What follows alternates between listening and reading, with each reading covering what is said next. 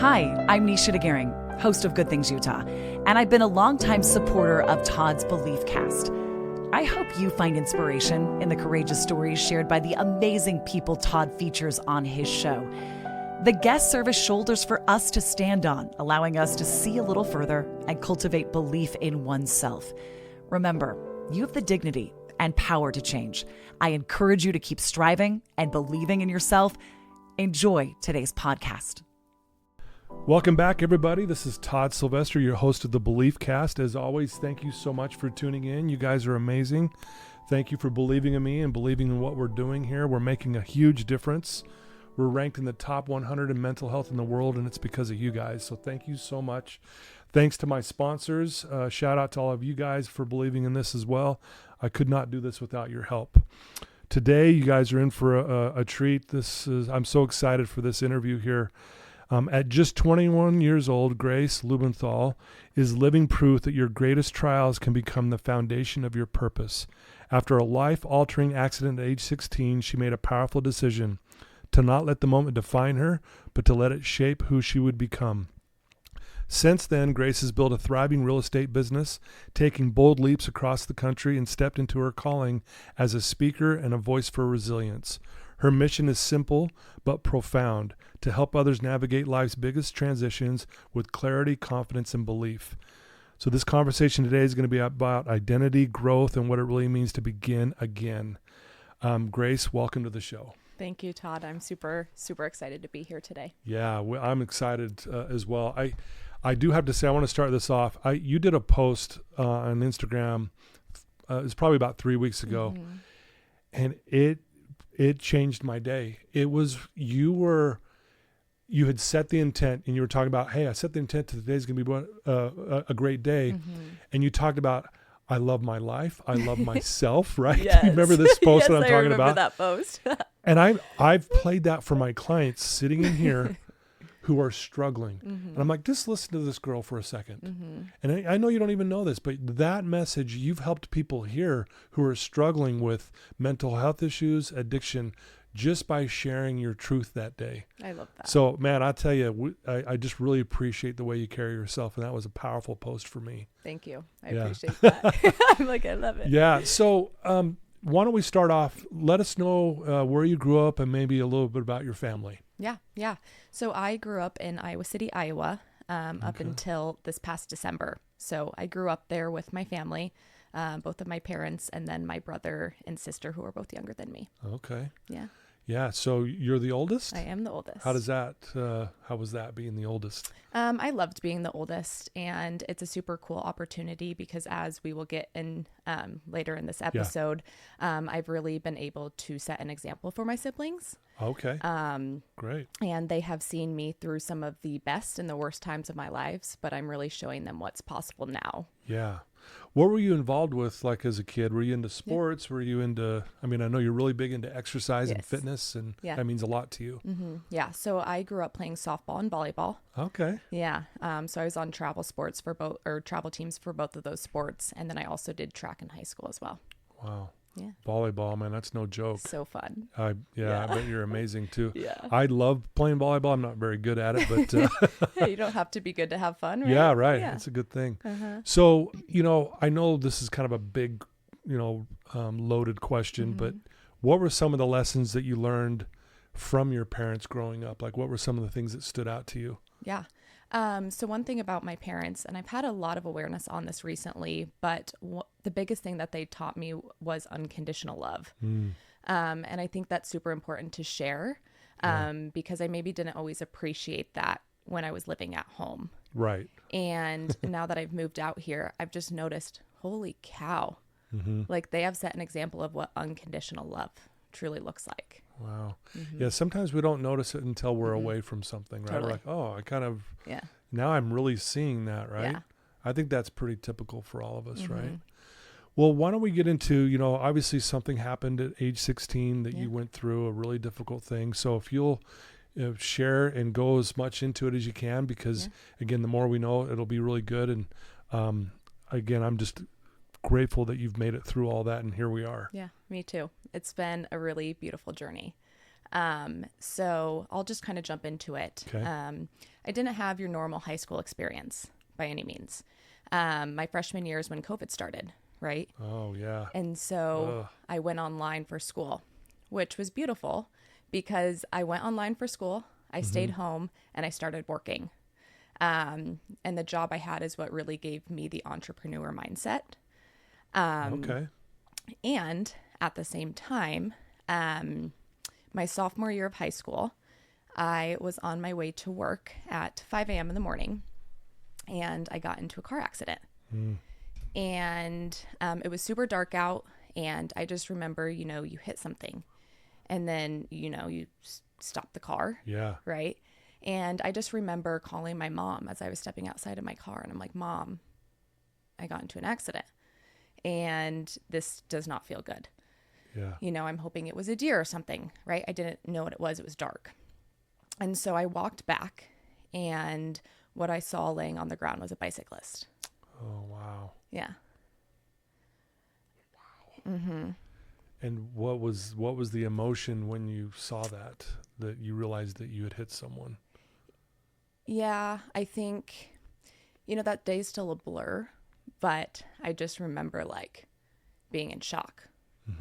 Like suddenly your body just like stops, and you're like, holy cow. Yeah. Oh my goodness. What was your mom saying to you at that moment? Yeah, well, she was at the gym at the time, so luckily Okay. she answered her phone. She was awake, Right. just like probably 3-4 minutes from where it Yeah. was at, because Okay. the place I got in my accident was 2 minutes from my house. And I just remember she was like in pure panic. I will be right there. And so she left the gym right away. And at the same time, there was a different car coming the opposite way. They ended up pulling over. Okay. And so we were gathered around the bicyclist. And then my mom ended up showing up. And the police ended up showing up, and an ambulance as well. So what happened to the bicyclist? Yeah. So I didn't hear anything for a couple of days, right? Obviously, I was asking, hey, do we have an update? Do we have an update? Yeah. Do we have an update? And then finally, I remember I was sitting in the car with my mom, and I was like, Mom, I could just feel. And my mom was like, honey, he passed away. Oh, wow. Man, I can't even imagine what was going through your mind. So you hear this, and what was going on with you? What did you feel? Yeah, I just remember just like crying. That's something that most people don't ever have to experience, let alone a 16-year-old. Yeah. And I just remember, I'm like, oh my gosh, like my actions has caused this beautiful man to pass away. And there was just so much unknown, like what's going to happen next? Yeah. What does this mean? How do I live with this? I'm alive, Yeah. and I just remember there was so many thoughts, yet nothing at all. Yeah. Probably almost like feeling like you're in shock. Totally. Yeah. 100%. Which is understandable. Did, obviously you said it was early in the morning, it was dark. Were you ticketed, or do you mind if I ask that? Like, did you get like a citation because of what happened, or did, if you don't mind going into that? Yeah, of course. So essentially the day of my accident, I ended up going into the police car. My mom joined me, and we went to the police station. They asked me a series of questions. And from there, they were just like, continue your life activities, right? And so, a few weeks after, we were advised to get me an attorney. We talked to some of our friends, and they were like, we should probably get you an attorney. So we got me an attorney. We went through all of the worst potential possible cases, right? Right. My attorney was like, I don't think anything will happen, but, I want to prepare you for this. And so about a month after my accident, after I haven't really heard anything, I was just trying my best to do my online school, going to track practice, trying to do the things that I was supposed to do. Right. Until one day, I had my normal day. So I woke up and I went to work at 6 a.m. Yeah. Then I went to the gym. Then I went to track practice. And at track practice, we were inside and it was weird because it wasn't raining. Yeah. I was like, okay. And so we walk in and my coach was being kind of weird. And I was like, huh. And I was like, whatever. Didn't really think anything of it until he was like, hey, Grace, the office needs you. And I was like, okay, like it's probably my grades, you know, because school really isn't my number one priority anymore. Right. Yeah. Right. So Sure. I was like, oh, it's just about my grades. Yeah. And so I walk into the office and then walk into a little conference room and there's 4 police officers and one of them's holding a bag. And I knew his name and I was like, hey, what's going on? Yeah. And they're like, you have to come with us. And I'm like, well, where are we going? Yeah. Well, what did I do? Like, Yeah. what was happening? And they're like, you just have to come with us. And I was like, well, let me call my mom. She just dropped me off. Right. And they were like, you know, come out with us. And so I ended up getting a hold of my mom and I was like, hey, I'm in a cop car. And they informed me that we were going to go to Johnson County's sheriff's office to get my fingerprints done. No. And then I was going to juvie. Really? Mm-hmm. Holy cow. I can't even imagine what you're going through at this moment. Like bawling. Oh yeah, bawling. I'm sure. Terrified. Yeah. Mm-hmm. I mean, just the walking into a room seeing 4 cops, that alone is scary. Because you obviously know this is something big. Yeah, it's not good. So obviously they're charging you with something. That's why they're taking you to juvie. Yeah. So what happened from that point? What? Yeah. So I went to juvie. And, you know, I can't picture you in juvie. I know. I had a green jumpsuit on. You know, Really? I was the only female there. Oh my gosh. 16 years old. It was, that's honestly a lot of it's a blur, but I do remember some parts, right? You get there, you have to take off all your clothes, get in jumpsuit, clothing that isn't yours. Yeah. It's a really not comfortable feeling. Well, it's an exposed feeling too. You're Yes. just like going, this is, you know, I don't feel safe with this. You don't feel safe. You feel not safe at all. Mm-hmm. And I just remember I got there, you know, got into my little cell, right? Probably smaller than the room that we're in right now. Yeah. You know, you got a toilet, you got a little bed, Yeah. you know, I got a few blankets and a crew neck. And I remember one of the workers there was like, hey, let's go to the library, you know, get some books, right? Because I got there. Yeah. And I just remember he just let me walk around there for as long as he could, you know, just giving me a little bit of grace. Yeah. So although I was terrified, there was a little bit of kindness there. So this guy was at least treating you decent. Yeah. Okay. Yeah. And honestly, like I got there and they're all like, what are you doing here? Like, why are you here? Like a couple of them asked me like, yeah, what happened? You know? Yeah. Because I just didn't look the part. Yeah. Right. Sure. And then I remember, you know, they brought me some dinner and they're like, what do you want? Like this meal or this? And I was like, you know, one of them, I love mashed potatoes. I was like, I'll take the mashed potatoes, you know, that meal. Yeah. And he was like, well, you know, then he came back and he's like, well, I got you the meal that you asked for, but also an Uncrustable because I think the Uncrustable is better than that option. Yeah. So just a couple little like moments just of, you know, a teeny bit of joy and positivity. Yes. Yeah. But I ended up having to spend the night in juvie because it was after hours. Yeah. Wow. Yeah. Were you, I would imagine you're still probably emotional, probably, because you probably were in the cell that you were in alone. Alone. Yeah. So at nighttime, here you are laying there going, here I am. Yeah. Staring out the walls. And probably still a lot of unknowns, right? A lot. Yeah. And that in itself would probably bring a lot of terror. Totally. Right. Yeah. I just had no idea because one of the worst cases that we talked about with my lawyer happened. Yeah. And at this point, I don't know what's going to happen because I didn't exactly know what my charges were. I didn't know when I'd be able to get out. I knew nothing. Yeah. And so you're just sitting in this room staring at a wall. You have a couple books and really you're just sitting there with your thoughts. Yeah. And just the emotions. Wow. Yeah. So how long did you end up staying in there? Yeah. So I ended up staying. So I stayed in like this front room. That's where I spent the night. Okay. And then the next morning they moved me to, I believe, what's called the O-Pod. So that's what happens when you get there. Yeah. You have like classes, you watch videos, and you just sit in a different room essentially. Yeah. And I was there that morning. And then I remember someone coming in. It was probably like 2 p.m. ish. And I remember someone coming in and I was like, oh, like, can I leave? And they're like, no. And they had a piece of paper. And on this piece of paper, they were like, this is giving authorization to give your phone to your parents.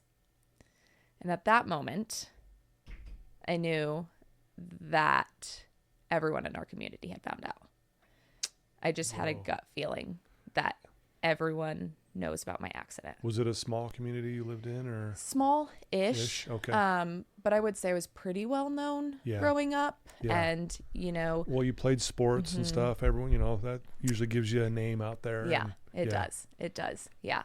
And so I knew in that moment, I was like, oh no, everyone knows.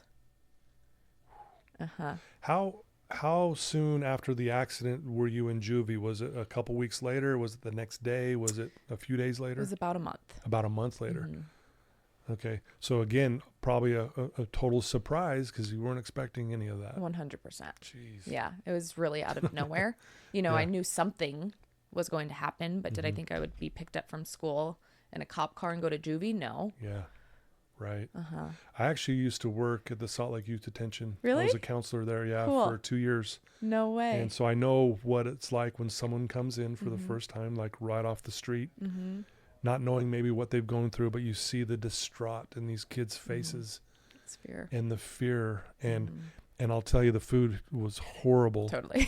I mean, horrible. Uncrustable would be the way. It really is. So thankfully, but I'm just going back to all these memories as you're saying this about seeing these young kids coming in who, you know, it was either an accident or they made a mistake or they did something when they were high or whatever. Right.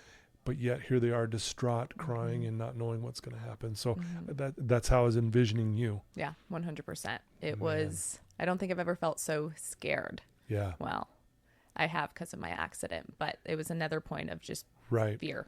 Well, again, it's all kind of lumped together for you, right? And I don't even know how you mentally, I mean, how are you handling still with the thought of knowing that this guy passed away? Like, how are you navigating that mentally and emotionally? Yeah, I was just like, how am I ever going to forget? Like, how am I going to live with this? Yeah. You know, like, I just remember I'm like, this is never going to go away. Like, it's just right here in your mind, taking up a big chunk of the brain. Yeah. Holy cow. Right. You know, so I just remember being like, how can I ever find joy again? That's not fair. Right? I'm alive. He's not. Yeah. Wow. You know, it's almost even, it could be, and it's not, but it could have been, quote unquote, a life sentence for you where you just are miserable the rest of your life because of what happened. That's Totally. a life sentence, right? For sure. You know, obviously I know that you've broken through that. We'll get to that in a minute, but so anyway, you're still in juvie. Yeah. Take it from there. Yeah. So I was in juvie, right? And then about probably an hour or two after I signed off that piece of paper, then they come in and they're like, your parents are here. We can go into this meeting room. And so I was like, yes, you know, I mean, I think I cried actually. Yeah. I don't think I've ever been so excited to see my parents. I bet. I can imagine. And we walk into a little room. It's like a circle table. And at this table was myself, my parents, my soon-to-be probation officer, and the Addie worker. I'm sure you're familiar. Yes. Yeah. Yeah. Cool. Yep. And her name was Darla. Okay. I also worked with a female named Rachel. At this table, we were just having some conversation. We walked through what I was being charged with. And they were essentially, we were just having some conversation. And as I mentioned, we had to release my phone to my parents because everyone was finding out over social media. Oh, boy. It was so bad that my probation officer found out about it. She knew how bad it was. And they were like, is it safe for you to go home?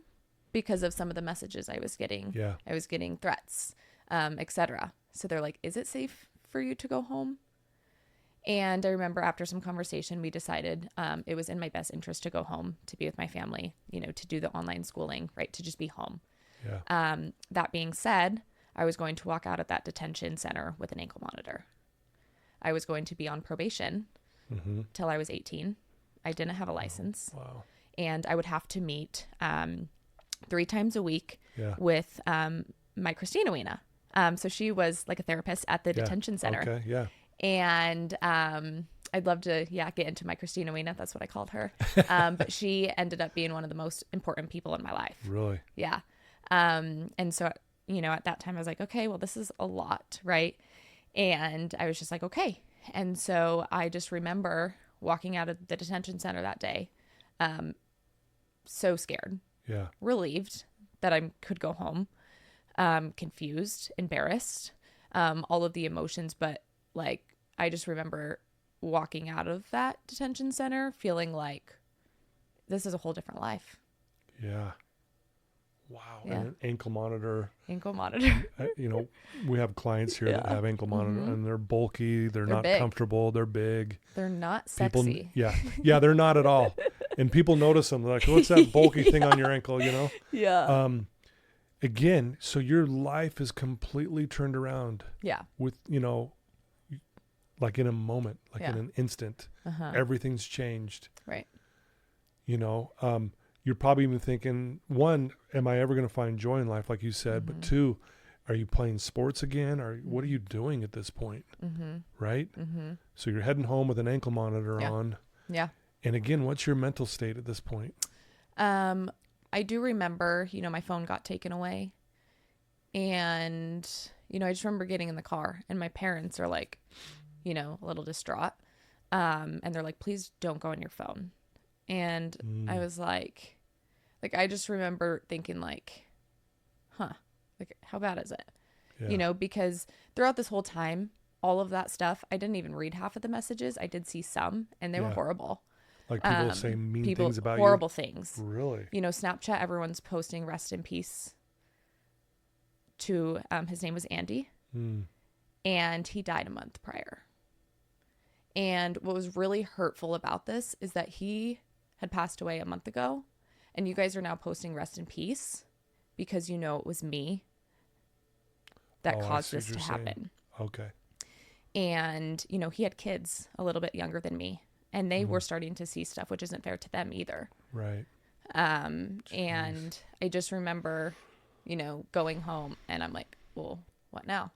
My parents were like, hey, I think you need to come sleep upstairs, because my room was in the basement at the time. Yeah. And, I just got home and, you're on house arrest. You can step outside, but you really can't do anything else. Yeah. But I just remember I was like a blank wall. Yeah. There were so many emotions, yet nothing at all. Yeah. You know what I mean? It's kind of like your body's, kind of protection to not feel those. So you kind of suppress them, push them aside. But then, like you said, it leaves you blank. Totally. Leaves you numb, if you will. Yeah. Yeah. And another thing to just add on to that, obviously I went through the whole court hearings and all of that fun stuff too. But at the same time, right, you don't know how you're supposed to act because the court and my probation officer and my attorney are telling me to do this, right? But I can't act too sad or else then my family's worried about my safety. Yeah. Or I can't lash out because then they're going to look at me like I'm some monster, Right. more of a monster than I already am being seen as. Yeah. Right. I can't be joyful because, well, I'm going to feel guilty. So I just didn't know how to feel and I didn't feel safe to actually express. Yeah. Jeez. Man, again, I don't even how to. I mean, I'm feeling this just hearing you say this. Like it's so heavy. So again, you almost feel like the community's turned on you a little bit, not a little bit, a lot. And again, I guess the people like you talked about unconditional love from your parents, and I mean, that's what they were doing. They were helping you through this because they love you, and despite what's happened, they love you. Totally. And thankfully, you had at least that. Totally. Right? Totally. Yeah. I 110% had that. And they also had their own journeys throughout this experience as well. I do know, for example, my siblings, it's embarrassing. You know what I mean? It's a little bit humiliating. This being shared about your older sister. Yeah. Right. For my parents, they didn't always know how to handle my emotions. Sure. Or, they would maybe put blame on themselves. Right. So yes, unconditional love. And it was really hard for me to deal with the fact I put my family through a lot of pain. Yep. Yeah. Because they're dealing with it too, because they love you and they're your family. They feel it too. Right. How did your siblings treat you? They loved me. Yeah. You know, I could tell maybe they were embarrassed, but they never showed it. Right? You Yeah. know, they loved me, and I know it was really, really tough on them. Yeah. You know, my sister, you know, she was so young that it was just so hard for her to just fathom. Sure. Right? Yeah. And I know my brother, you know, really did look up to me as well. Yeah. Right? So they did the best that they could, and Yeah. they did a really dang good job at it. Yeah.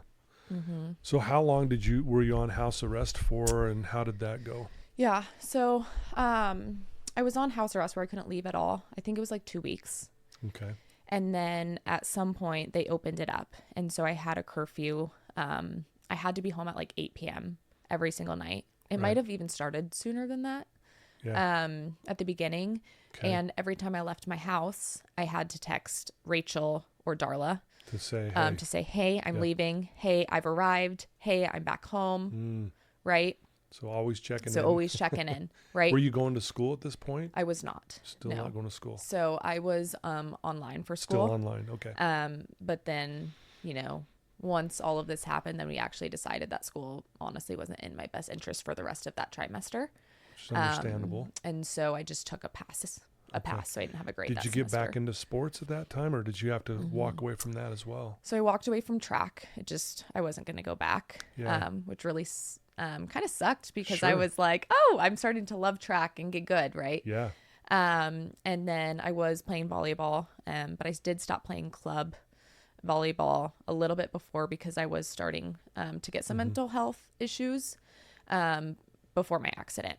Okay. But I did, you know, my volleyball coaches talked to me after the accident. We really want you to be there. Yeah. So I did do volleyball my junior year.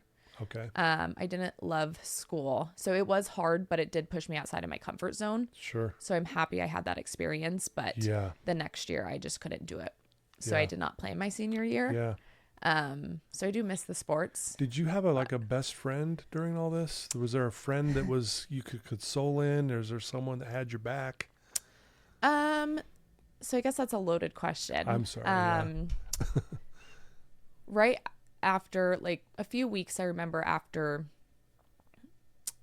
juvie, like after I got out of juvie, my boyfriend at the time and I broke up. Okay. And we were very, very close. Our families were friends. And I remember, like, the day that I went over to his house, the day that I left was, again, another worst day of my life because I was like, holy cow, I just lost my person. Yeah. And so For sure. Yeah. that was really, really tough. And he was really my support system. So I didn't at that time really have a good best friend at that time. Okay. It was really, like, I truly felt like it was me against the world. Like, I was like, Yeah. I've got me. Like, I know I have a family, but at the end of the day, like, I've got me. But I remember after we broke up, my Christina Weena and I, because we met 3 times a week, her and I ended up driving around for like 6 hours that entire afternoon. And we just talked. We got a coffee. We just drove around for 6 hours. And just had a in-depth conversation. Yeah. Just cried, Yeah. talked, maybe laughed a little bit. Yeah. But, you know, if it wasn't for her, I don't know how that rest of that day really would have gone. Yeah. But throughout the summer, I did meet some of amazing friends. Yeah. I remember at the gym one day, this girl, her name's Madison, came up to me and she's like, hey, can we work out together sometime? I had an ankle monitor, right? You can see it through my leggings. Right. And I was like, are you sure? But I just remember being like, yeah. And so we ended up hanging out. Yeah. And then she was dating, his name's Jack at the time. Uh-huh. We became a little trio. We called ourselves the Three Musketeers. That's awesome. Yeah, it was awesome. But I just remember, like, that summer, it was just beautiful because they just brought so much joy. And I'll share a few other people that came into my life that summer. But what was really cool is that although I had my guard up, most people couldn't reach me because I didn't know who was trustworthy at this time. Yeah. Or who I felt safe opening up to and what they wanted from me. Yeah. Right. But it was really cool because they really showed up so big. They would come to me. I didn't have a car. I had a curfew of 8 p.m. They would come to me. Right. they would just show up so big and be there if I want to take a moment to express my heartfelt gratitude to the incredible sponsors of the BeliefCast podcast. First, Craig from Craig Swap and Associates. If you need an attorney, he's your guy. Trustworthy, compassionate, always there when you need him most. Next, Wasatch Recovery, the greatest university on the planet, transforming lives one day at a time. Sandy from Minky Couture, the creative genius behind the most comfortable blanket you'll ever wrap yourself in. Comfort like no other. Special thanks to the award-winning pianist Paul Cardall for his beautiful music that brings inspiration to every episode. needed to cry. We went boating. That's amazing. Right. So we had a lot of really fun times together. That's awesome. Well, and shout out to Madison for having the guts to walk up to you and just randomly say, hey, and maybe she noticed that you needed someone. Yeah, totally. And she felt that and said, hey, let's work out together and let's create a friendship. That's amazing. Yeah. Yeah. It's awesome. We need more Madisons in our life, right? We do need more Madisons. That's so cool. Yeah. I love that. And then another night I was praying because I was like, there is no way God is real. It's like, if God is real, why is this happening? Yeah. Right. I'm like, do you see me? And so I remember one night, I have two stories, but one, I was praying and I was like, God, if you are real, send me a friend. I was like, I just need a friend. And my accident happened in April. And the month before, in March, I was on spring break in Mexico with my family. And I met my friend Ashton there. She saw me by the pool and she's like, hey, come play volleyball with us. And so you're like, I can play volleyball. Yeah, I was like, I can play volleyball. Let's do it. Yeah. And so, you know, we ended up just really hitting it off. You know, we were just each other's vibe for sure. Yeah. And then we exchanged Instagram and, you know, phone or Instagram and Snapchat. Yeah. Right. And, you know, we were chatting. Then all of a sudden, you know, once my page is deleted, once we took down all of my social media pages, she's like, where the heck is Grace? And so she actually ended up reaching out to my ex-boyfriend who I wasn't with anymore. And it's like, hey, do you have Grace's number? Like, what happened? Right. And so the morning after I prayed to God, I wake up from a text from Ashton saying, Grace, it's Ashton. No way. Yeah. That's and amazing. I was like, oh. You're like, well, thank you. Gosh, thank you. Thank you. Wow. Yeah. That's amazing. Dang. Yeah. So did that help confirm to you that there is a higher power, a God that's really looking over what you're going through? Totally. Okay. It totally did. Yeah. And it was really beautiful because after that experience, I tested it again. And I was like, it's like, you know, maybe a few weeks after, I was like, God, are you really real? I'm like, oh, you know, and I just remember I was like, okay, if you're real again, you know, send a cardinal. And the next morning I'm sitting on my patio with my mom, my sister, my Christina Weena, and my little Leo. I started babysitting him that summer and oh my gosh, is the most special thing to me. Yeah. But we were all outside of my patio and all of a sudden in my backyard, there were two trees, you know, there's a lot of trees and I see two cardinals. And I was like, you didn't get just one, you got two. I didn't get one. I got two. And then you're like, there it is again. There we go. Wow. Yeah. Yeah. Do you feel like that helped? I mean, obviously you're going through a lot of emotional stress and pain, mental stress and pain. I mean, all the above, right? Right. Was it moments like that where you're feeling like, okay, this is helping me get through this? Yeah. I think it really just gave me confirmation, like, there's more. Okay. There's more to this world than what's happening now. Yeah. Okay. I was like, I am safe, you know, I just have to just go inside and tune into it. Yeah. Wow. So you make it through high school, you know, eventually, right? Yep. Eventually. And how long did it take you to feel like, okay, this pain now I'm going to flip it into purpose and it's going to help propel me forward? When did you have that kind of a aha moment, I guess, or was it a gradual thing? Or so that's a great question. After I graduated high school, I went to a community college. I was going to go to school for nursing. Okay. And so I moved into my own apartment, which was awesome.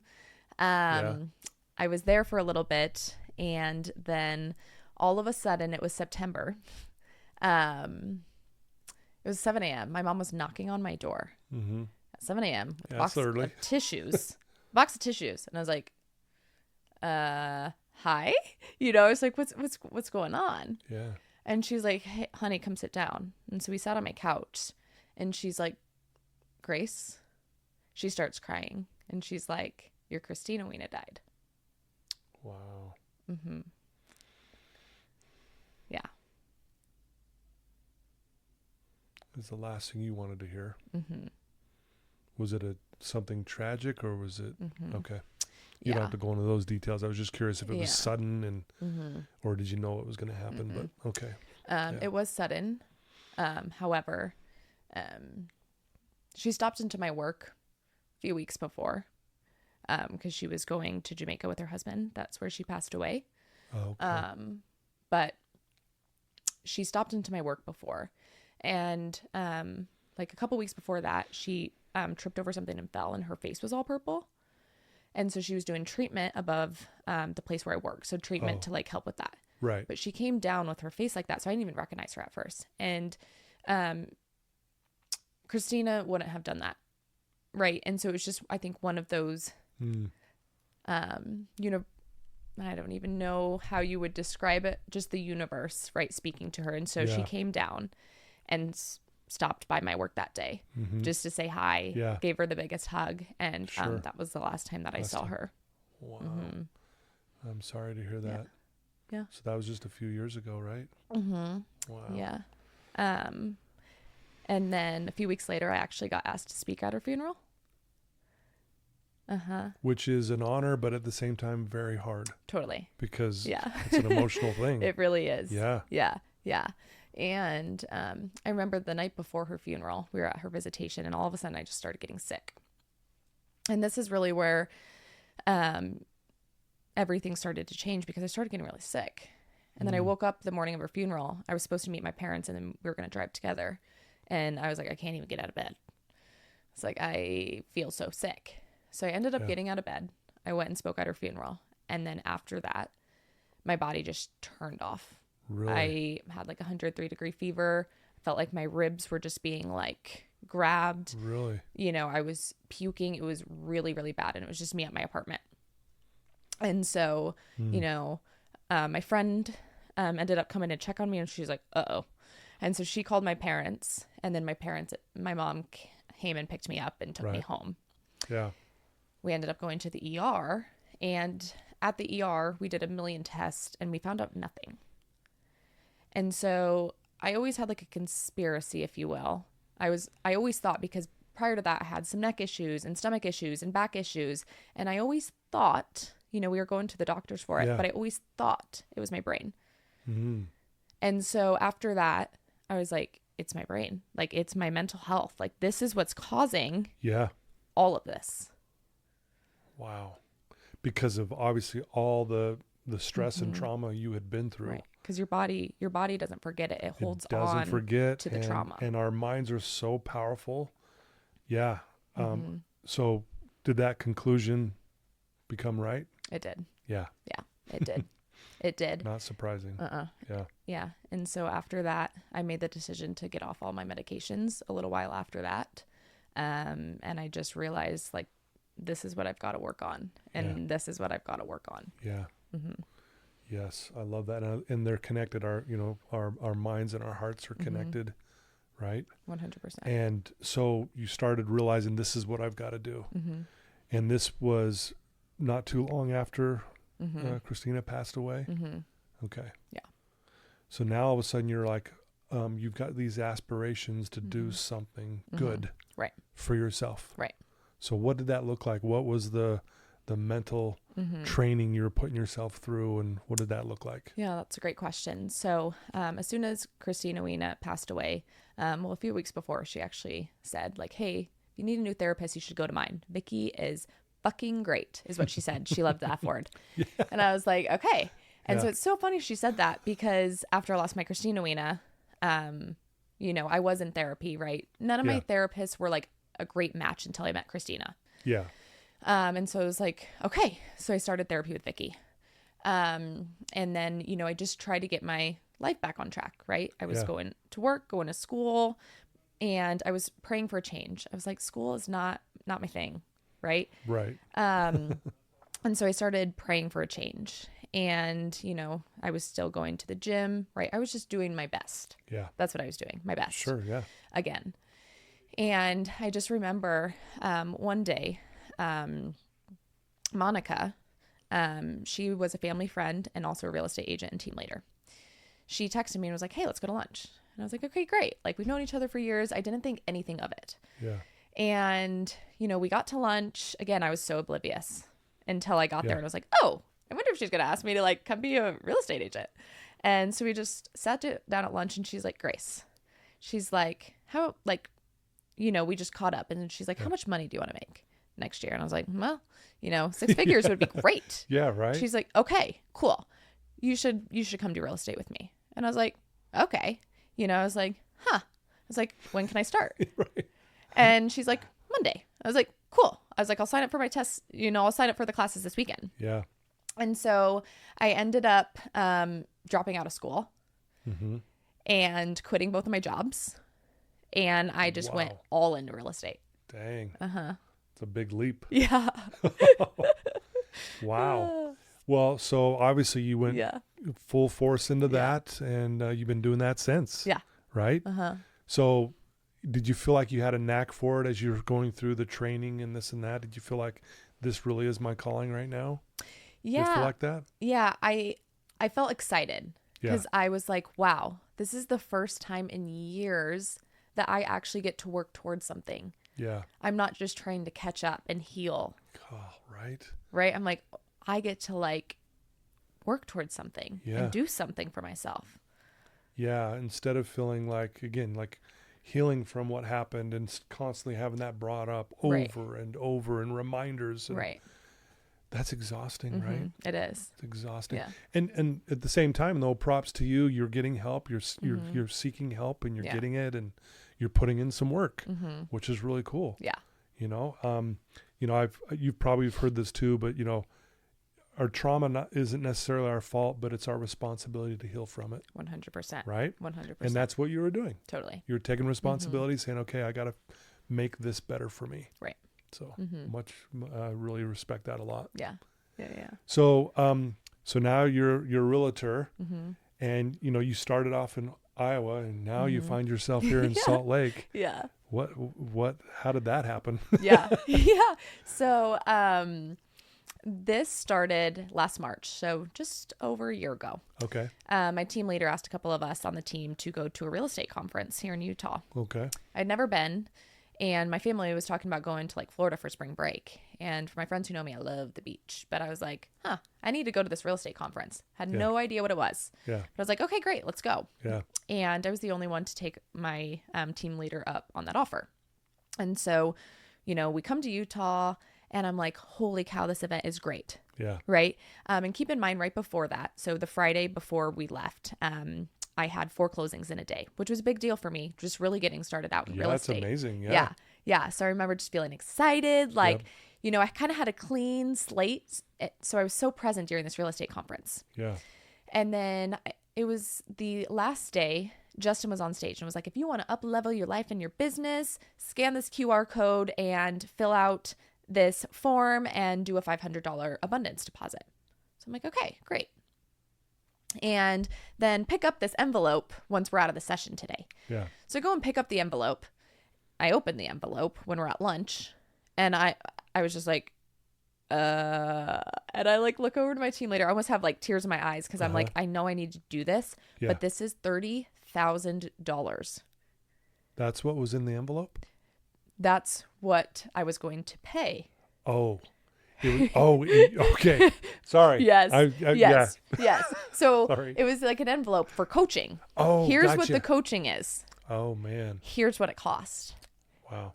And she's just over there smiling and just like nodding her head. She's like, you're fine. You're fine. Yeah.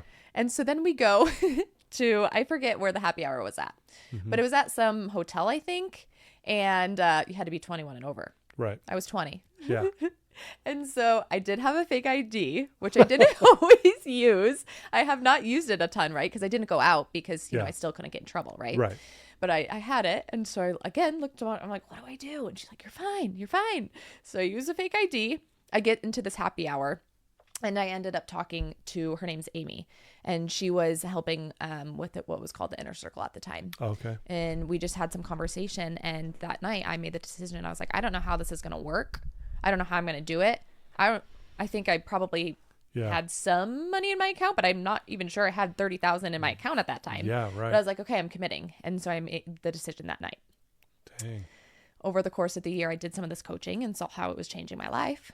And I started getting into closer proximity with such powerful people. Yeah. And fast forward to this past October. This past October was the best month of my life, really. That month, I had 10 closings. Dang. Made the most money I ever had. That's amazing. I bought a house, my first house. Mm-hmm. Congrats. Thanks. Wow. That's amazing. I had a mastermind in Scottsdale and went skydiving for the first time. Mm-hmm. And then I went to Mexico. For our friend's 50th birthday party. Dang. That is amazing. Yeah, it was the best month. And that's also the month that in Mexico I made the decision to move here. Really? Yeah. What was it? Is it just like you felt so good here? There was a good vibe to it? Yeah. Good energy, good people? Yeah. All the above? All of the above. Yeah. It was definitely a mix of it all. And some of my friends being like, Grace, are you really happy in Iowa? You know, one of my friends and coaches, Jeremy, he kept telling me from like August to then October, I feel like you're going to move sooner than you think. Because I kept talking about it, but I didn't expect to ever live in Utah, to be completely honest. Right. It's like, I think it's going to happen sooner than you think. He just kept planting a seed. Yeah. And we were all in Mexico, and they're like, are you really happy with where you're at? You know, like, is this really where you want to live forever? And I was like, well, no, but like, I just bought a house. Like, my business is really kicking off. Yeah. And blah, blah, blah, blah, blah. And they're like, okay, and? And so I just kept sitting with it. And I got like, you know, a couple of them were like, come to Scottsdale. And, you know, I just sat with it, and I was like, I really think Utah's my next step. I just had full clarity. I was like, that's my next step. Yeah. And we were all sitting in a little pergola, and it was like maybe like 3 p.m. And we were talking about it. My friend's like, okay, I'll fly to Iowa. Let's do this week, the last week of December. I'll fly to Iowa, and then we can just drive, like ship my stuff, but drive my car because I have 2 cats. Right. And then Jeremy was like, 2 ladies driving across the country alone? Nope. And so he ends up booking his flight to Iowa when we're sitting there for December. And I was like, holy cow, I'm moving. Yeah. And this is happening. It's happening. Wow. Mm-hmm. Yeah. And that was just back in January, correct? That I moved. Yeah. Yeah. Wow. Mm-hmm. And here we are. Here we are.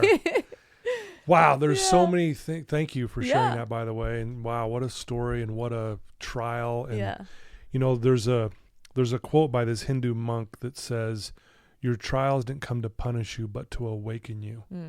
So true. Right? That's beautiful. And I think about your story, like, I mean, it feels like a punishment. I mean, because you weren't expecting this. It was an accident. It wasn't, I mean, it wasn't good, all the above, but yet it's almost like it's awakening you to the greatness that's in you. 100%. Right? Mm-hmm. And sometimes it's the only way something like that is noticed or comes out is when you go through something really, really hard. I couldn't agree more.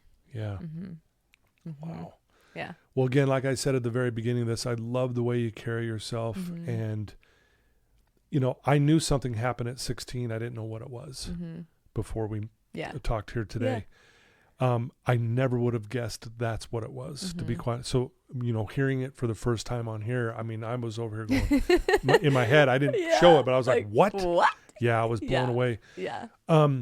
You obviously seem like you're doing so much better. I mean, like when I mentioned that post about how you set your intent, like you even said it, I love my life. I love myself. That's an indication to me that you've healed from what happened. Is that accurate? It is. Yeah. It's really cool because I actually shared my story with my friend this past weekend, and she gave me some feedback last night when we were FaceTiming, and she's like, hey, I didn't really have the words for it at the time, but what was really cool is how detached you were when you were sharing your story. And I sat with Yeah. that, and I'm like, huh, you're right. That isn't my identity anymore. It's not. Mm-hmm. Yeah. No, you're a powerhouse. Seriously, like truly are. And I love these type of stories because it proves to everyone listening right now that despite maybe a hard thing you're going through, that there is light at the end of the tunnel. 100%. It may not feel like that. I mean, Right. here you are locked up in juvie going, what is going on? Right. What's next? Is this my life? Ankle monitor, have to, don't go to school. You step away from sports and your life completely got turned upside down, feeling like you were alone for a while. But again, this is why I do this podcast. Yeah. I think people are astonishing. Right. I mean, right? Wouldn't you agree? Totally. Because then what does that mean about you? Right. You're astonishing. I am astonishing. You really are. Yeah. And I think that's how you show up to life. That you believe that. And Right. and that's the vibe I get from you. Yeah. Yeah. Wow. I have a question I always ask on my show, and it's this one. If there's someone tuning into this episode right now, listening to your voice, and they are in a dark place, and they are stuck, and they're struggling, and they're feeling, despair in their life and depression, what would you tell that person right now? Yeah, I'm like getting emotional, right? Because there's so much you want to say. But one thing I guess I would say is that there truly is light at the end of the tunnel, and you just have to want it. And how you look at the situation and how you carry yourself in the situation, regardless of the emotions, regardless of what people are saying, but the way you look at the situation is really what's going to move you forward. Right. Positively or negatively. I chose to look at it in a positive manner. This is happening for me. I tell people all the time, I wouldn't change this for the world. Like, I would choose to go through this again. I'm not saying I want to go through it again twice in my life. Yeah, for sure. Yeah. But I would choose to go through this again. Wow. Well, I smiled when you said that because you're speaking my language. I believe that life does happen for us. I really do. And when you even go back into your story, like all of that led to this moment right now. Right. Here we are. Here we are. We talked about that. It's beautiful. Like, what are the odds that you and I are sitting here talking? Right? The odds are slim to none. Seriously. But had you not gone through what you went through, you wouldn't be sitting here. Right. And I look at my life. Had I not gone through what I went through, I wouldn't be sitting here. Exactly. So like, I'm grateful that it led to this moment. 100%. Right? 100%. And it's hard to see that though, guys, when you're in the middle of it. It really is hard to when see. you are in the thick of it. It really is. And that's why hopefully you got someone in your parents, unconditional love. You had the Madison reach out to you. Was it Ashton? These God moments, the cardinals in the trees, these God shots, if you will. Yeah. To wake you up and go, oh, wow, okay. There is someone that cares about me 100%. despite where I'm at. Exactly. Lifting weights with an ankle monitor on going, what's that on her ankle? Yeah. That's a big bracelet, right? Yeah. Oh, that was an experience. Wow. Thank you for sharing that. That's so of powerful. I know, I want to ask one more. I just thought of this because I think it's important. I know exercise is important. We all understand that. Common sense says, yes, it's good to move our bodies. Right. And I know that means a lot to you. It does. How does that affect your mental health? Yeah. So the gym was actually my escape throughout my entire healing journey, really. Yeah. And, when I was on probation, right, I spent hours at the gym. Yeah. Right. Because it made me feel good. It made me look good. It just felt like it was something that I could do for myself and my health, right? Yeah. I was in control over that. You were in control of it. Yep. I love that. And it's been something that I've continued to do ever since. And, even, throughout, it's been, over 7 years since I've started working out. Right. Yeah. And it's been super cool to see how it's changed. Like, for example, I'm now doing yoga. Right. Yeah. I'm taking care of my soul, my body, and I've become a lot more aware of, how my body feels in doing things that are now fueling it, not Yeah. necessarily destroying it. Yeah. Wow. Well said. Yeah. Beautifully said. And I do want to mention what you said to the person listening who's struggling was really beautiful, by the way. Such a beautiful message. I want to share a quote with you. Yeah. Okay. I love that. And then we'll wrap things up. And this quote is by Carl Jung. Mm-hmm. And I want to see what you think of this quote. It's kind of a long one. But I thought of you when I read this. I love that. Yeah. The world is full of people suffering from the effects of their own unloved life. They become bitter, critical, or rigid, not because the world is cruel to them, but because they have betrayed their own inner possibilities. The artist who never makes art becomes cynical about those who do. The lover who never risks loving mocks romance. The thinker who never commits to a philosophy sneers at belief itself. And yet, all of them suffer because deep down they know the life they mock is the life they were meant to live. Wow. Right? I'm like tearing up over here. Same here. It's beautiful. And I share that the reason why this reminded me of you is because you did not become the cynic. You did not become the mocker. You did not become the victim. That's what really stood out to me about you. And that's why I wanted you on the show. Thank you so much. Because I'm telling you, the clients I deal with every day, the victim mentality is the killer. It really is. It is. And to see you rise above that, Grace, is, again, nothing short of astonishing to me. Thank you. Yeah.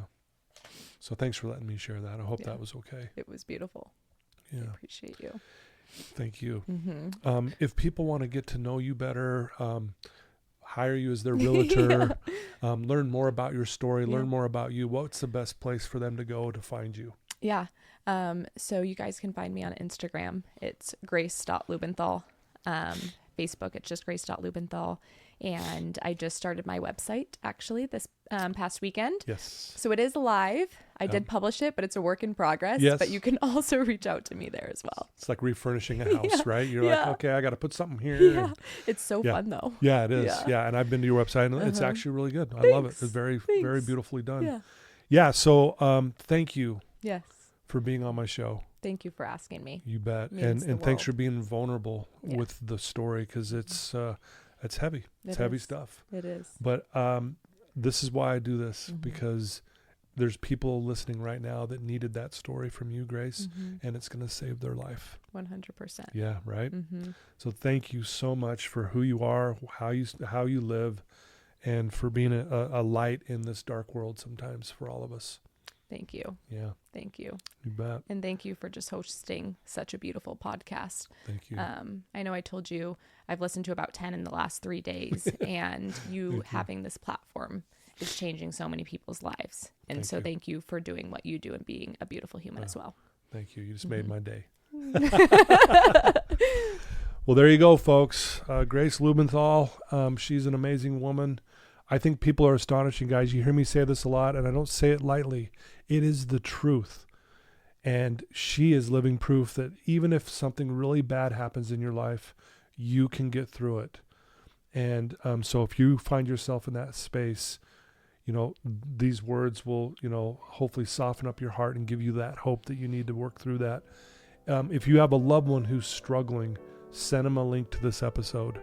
Let them listen to Grace. And the name is very fitting, by the way, Grace. Totally. I know. It's so fitting. It really is. It's beautiful. So I'll put your links on the show notes. They can click right to it.